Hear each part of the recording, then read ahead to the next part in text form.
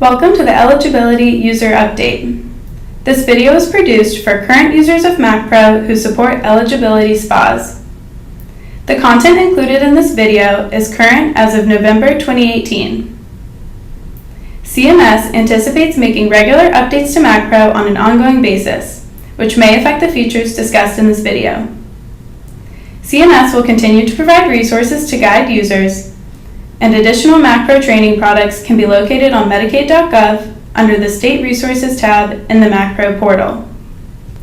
We will start with the reviewable units, or RUs, that are now available in MACPro. If you are a state user who has access to the Eligibility Authority in MACPro, you do not need to take any action. You will automatically have access to the new RUs that have been added. Before this release, MACPro could be used only for MAGI-based eligibility groups. As of November 2018, all mandatory and optional eligibility groups are now available in MACPro. This includes all eligibility groups specific to individuals who are age 65 and older or who have blindness or a disability. These are often described as eligibility groups for aged, blind, and disabled individuals. Financial methodologies and income resource standards used to determine eligibility for non-MAGI eligibility groups are now available, in addition to those used for MAGI-based eligibility. Finally, all presumptive eligibility RUs are now available.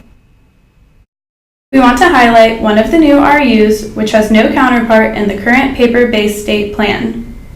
This is the non-MAGI methodologies RU. Previously, financial methodologies that applied to non-MAGI eligibility groups were found in many different places in the paper-based state plan. In this new RU, we have consolidated them into one place and provided additional clarification. The non-MAGI methodologies RU covers the following: use of SSI methodologies, use of AFDC methodologies in effect on July 16, 1996, application of less restrictive methodologies under Section 1902 R2 of the Act, and more restrictive methodologies applicable to 209B states. Financial responsibility of relatives, definition of family size used to determine eligibility, the option to use MAGI-like methodologies for certain eligibility groups, and countable income deductions specific to the medically needy. Another area we want to highlight is the change in the name of the Financial Eligibility Requirements for Non-MAGI Groups RU. This RU is now called Eligibility Determinations of Individuals age 65 or older or who have blindness or a disability.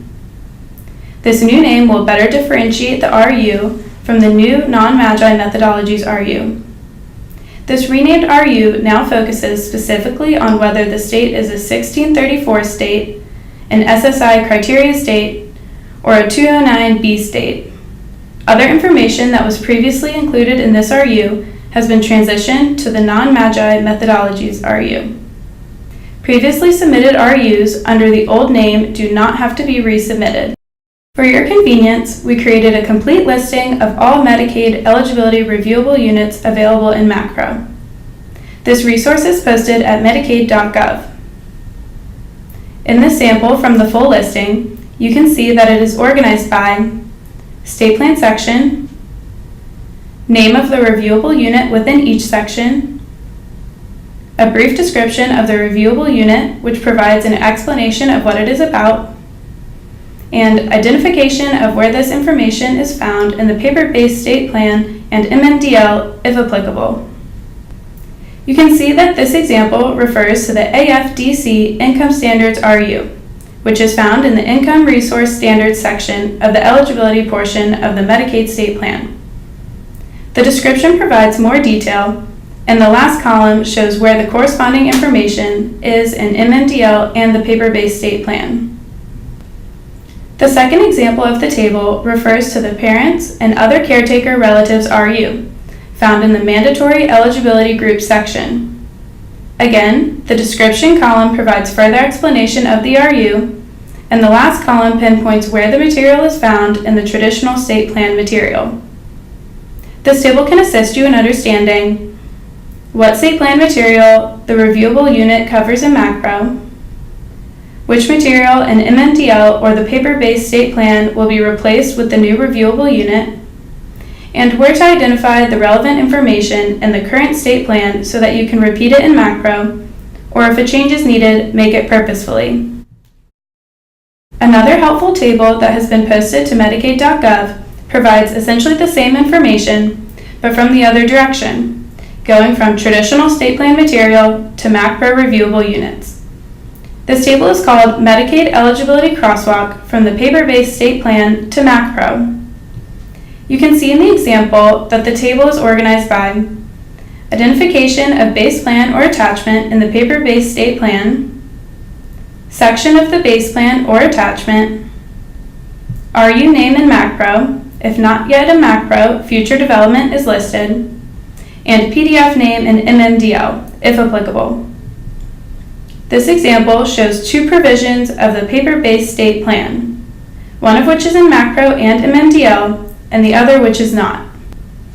This second example of the same table shows the description of an eligibility group in the base plan, individuals eligible as qualified Medicare beneficiaries, along with its name in MACPro. MMDL does not have this eligibility group and never will. It is transitioning from the paper-based state plan directly to MACPro.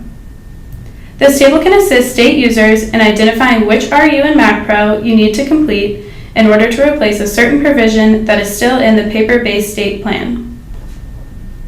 From the two tables we have discussed, you may know which reviewable units in MACPro you want to complete, but you may not know where to find them in the system.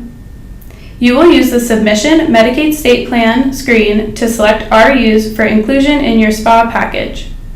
This screen is part of the submission form, which also contains the following separate RUs: Submission Summary, the first RU presented when you create a submission package, Submission Public Comment, and Submission Tribal Input. The Submission Medicaid State Plan screen lists many of the RUs currently available in MACPro, while other individual RUs may be selected after first selecting a summary RU. This table illustrates how the Submission Medicaid State Plan screen is organized by high-level options, which correspond to the subsections within the eligibility section of the state plan, and then by RUs available in each subsection. For example, to include the new RU, non-MAGI methodologies, you will first click on the Income Resource Methodologies option, and then you can select the non-MAGI methodologies RU. Because there are so many eligibility groups, accessing these works a little differently. First, you must select the mandatory eligibility groups RU or the optional eligibility groups RU from the Submission Medicaid State Plan screen. Then you navigate to that RU, open it, and complete it. From that RU, you may then choose to include one or more eligibility group RUs in the submission package. Access to presumptive eligibility RUs works the same way. You must first select and complete the presumptive eligibility RU in order to include any of the individual presumptive eligibility RUs in the package. The RUs in this new release work much the same as the MAGI-based eligibility RUs. There is an additional piece of functionality, however, that is worth pointing out. This has to do with the less restrictive income and resource methodologies, which can be employed with respect to some eligibility groups under Section 1902 R2 of the Act. Since the less restrictive methodologies may vary across eligibility groups, MACPro is designed to permit that variation without requiring states to enter the same information over and over again. We will use the following slides to illustrate how this functionality works. Here you can see a portion of the Qualified Medicare Beneficiaries, or QMB, eligibility group RU. This is the Financial Methodology section, which includes questions about whether less restrictive income or resource methodologies are used for this eligibility group. If Yes is selected, a button appears on the right labeled Add/Modify the less restrictive methodologies. You proceed to describe the less restrictive methodologies used for this group by clicking this button.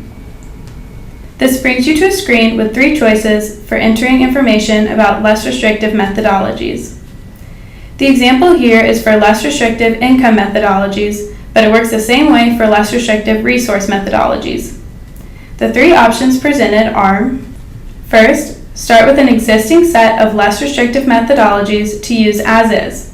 Use this option if you wish to apply exactly the same set of methodologies that you previously created for another eligibility group. This option reduces entry time if the methodologies are the same. You do not have to re-enter them. Just select the name of the set of methodologies you wish to reuse and click the Apply button at the bottom of the screen. Second, start with an existing set of less restrictive methodologies to modify. Use this option if the methodologies for this group are substantially the same as the set already created, but not exactly the same. You do not have to re-enter everything that stays the same, but you can change the options that are not the same for this group. When you use this option, you are creating a new set of methodologies which you must name. This set of methodologies may be reused in another eligibility group RU by selecting the name. Third, start with a blank form to enter the less restrictive methodologies. Use this option the first time you apply less restrictive methodologies, as no set of methodologies has yet been entered. You may also want to use this option if the less restrictive methodologies for this eligibility group are significantly different from any other set of methodologies you have already created. When you use this option, you are creating a new set of methodologies which you must name. This set of methodologies may be reused in another eligibility group RU by selecting the name. If you selected either option 2 or option 3 in the previous screen, you will be brought to the screen illustrated here. This is about income methodologies, but there's also one for resource methodologies. In this screen, you select the options that best describe your less restrictive methodologies. If you selected option 2 previously, to create a new set of methodologies by starting with one that is substantially the same, the screen will already be filled out based on the set of methodologies you selected to start from, but you may select more options or deselect options previously selected. If you selected option 3 previously, to create a new set of methodologies by starting with a blank form, there will be no options pre-selected in this screen. To see the options under each of these broad categories, click the View All Responses link as you normally do. Go ahead and complete this form to match the methodologies used for the eligibility group you are completing. After you have completed and saved the less restrictive methodologies in the previous screen, you will be brought back to the eligibility group RU you were completing. You can see here that now the options that were selected to describe the less restrictive methodologies are displayed within the eligibility group. If you want to change these options, you can just click again on the Add/Modify Less Restrictive Methodologies button. There is one last feature of the eligibility portion of MACPro that we would like to bring to the attention of the state users. You may have noticed this in the first eligibility release of MACI-based eligibility groups, but it is much more prevalent in this new release. Many reviewable units in MACPro are dependent upon other RUs. We call these primary and secondary RUs. A dependency may result when certain fields in the secondary RU vary based on the selections made in the primary RU. Or the whole secondary RU may or may not actually be available depending on a selection in the primary RU. This figure describes some of the most important dependencies you will encounter in completing eligibility SPAs. The ovals at the top are 4 types of Medicaid eligibility SPAs. Eligibility SPAs in general, eligibility group SPAs, non-MAGI eligibility group SPAs, and medically needy SPAs. These are a subset of non-MAGI eligibility group SPAs. The boxes underneath the ovals contain the names of the RUs which must be completed before or at the same time as the type of SPA listed in the oval. Starting at the left, the eligibility determinations of individuals aged 65 or older, or who have blindness or a disability RU, is a prerequisite to almost all other eligibility RUs. If your state has not yet submitted this RU, you should complete it with your next eligibility SPA. Second, in order to include any eligibility group RUs in your SPA, you must additionally complete the mandatory eligibility groups and the optional eligibility groups RU. These are complete listings of all the eligibility groups your state covers, and you need these RUs in order to select any eligibility group RUs for inclusion in your SPA. Third, if you want to complete a non-MAGI eligibility group RU, besides completing the eligibility determinations of individuals aged 65 or older or who have blindness or disability RU, and the mandatory eligibility groups or optional eligibility group RU, whichever is applicable, you must also complete the non-MAGI methodologies RU.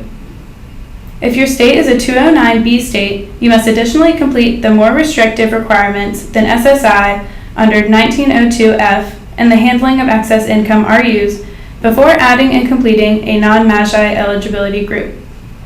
Fourth, if you want to complete a medically needy RU, in addition to the RUs already discussed, you must also complete the medically needy income level RU, the handling of excess income spin-down RU, and the medically needy resource level RU.